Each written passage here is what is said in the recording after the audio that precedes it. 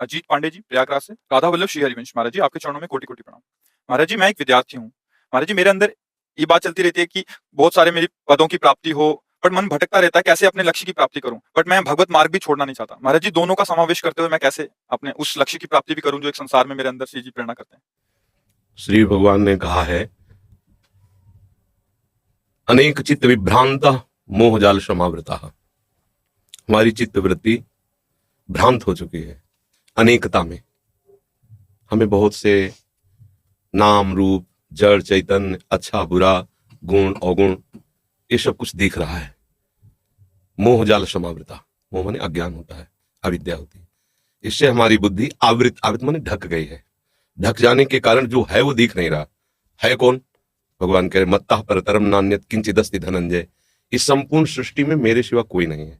जब सृष्टि प्रभु ने रची तो किसी बाह्य सामग्री का कहीं भी किंचन मात्र कुछ नहीं था। जो अभी दिखाई दे रहा है वो सब मेरे प्रभु ही बने हुए हैं, प्रभु ही बनाने वाले हैं, प्रभु ही बनने वाले हैं। अब ये सृष्टि को जब हम प्रभु के भाव से देखेंगे, मान लो हम अभी भगवत भाव से नहीं देख पा रहे, लेकिन है ना प्रभु की, प्रभु है, ये हम तो अनुभव नहीं कर पा रहे, पर प्रभु की है, प्रभु की है तो मुझे सेवा मिली है। अब विद्यार्थी सेवा मिली है तो मन वचन कर्म से एक अच्छे विद्यार्थी का जीवन निर्वाह करो। कोई भी पद तुम्हारे लिए दुर्लभ नहीं रहेगा। यदि आप मन वचन कर्म से विद्या को भगवान का स्वरूप मानकर अपना कर्तव्य भगवान की प्रसन्नता का हेतु रख करके विद्या अध्ययन करोगे तो विद्या भगवान प्रदान करते हैं। ये जो हम अपनी विद्या पढ़ के बुद्धि से करते हैं एक सीमित होती है, और जो भगवान विद्या प्रदान करते हैं तो असीम विद्या होती है, वो त्रिगुणातीत विद्या होती है, उसे कोई परास्त नहीं कर सकता। इसलिए बच्चा, विद्या भगवान का स्वरूप है, अध्ययन करना हमारी सेवा है।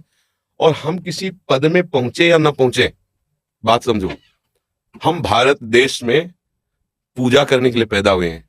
ये भारत देश हमारा पूजा स्थान है। प्रत्येक प्राणी हमारा पूज्य है। हमें डॉक्टर बनावे, मास्टर बनावे, हमें पदाधिकारी बनावे तो हम पूजक होंगे, स्वामी नहीं होंगे। अगर हमारी ये भावना है तो हम एक किसान बनकर भी पूरे देश का हित कर सकते हैं। हमें एक डॉक्टर बनकर, एक मास्टर बनकर हम अपने भगवान की पूजा कर सकते। अगर पदाधिकारी का अभिमान पोषण करने के लिए पद और अपनी वासनाओं की पूर्ति के लिए, तो पद की आकांक्षा मत करना। और अगर है कि हम अपने भारत देश के पूजा गृह हमारे भगवान का, हम यहाँ पूजा करना चाहते हैं, हमें कोई ऐसा पद मिले, ऐसा कोई शासन विभाग मिले, ऐसा कोई सेवा विभाग मिले जिससे बहुत लोगों को जो गरीब हैं, अशिक्षित हैं, जिनको हम सुख पहुंचा सकते हैं, हमें ऐसा भगवान पद दे और मैं वह सेवा करूं, तो निश्चित वो पद मिल जाएगा। और अगर वो पद अपने अभिमान बढ़ाने के लिए मिले और अपनी वासनाओं के पोषण के लिए मिले तो तुम्हारी दुर्गति कारण बन जाएगा। चाहे जितने बड़े पद में बैठे हो, अगर आप कहीं दूसरों का शोषण करने लगे, अधर्म द्वारा चलने लगे, तो आपकी दुर्गति हो जाएगी। क्योंकि ये पुण्य बल से कुछ समय के लिए मिला है, इसके बाद हट जाएगा। जब शरीर ही नहीं रहेगा तो पद कैसे रहेगा? और हमें शरीर मिला परम पद के लिए, जिसको कभी कोई भी नहीं हटा सकता, अविचल अविनाशी पद के लिए। तो ये संपूर्ण सृष्टि भगवान की ही सेवा है। इसको हम अलग न ले कि माला चलाना एक अलग बात है और हल चलाना या और कार्य करना अलग बात, दोनों एक बात है।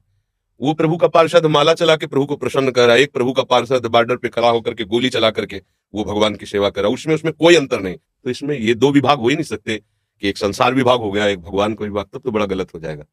एक का ही विभाग है, सेवा के अलग अलग विभाग है। ये बात समझना। आपको समझ में आए?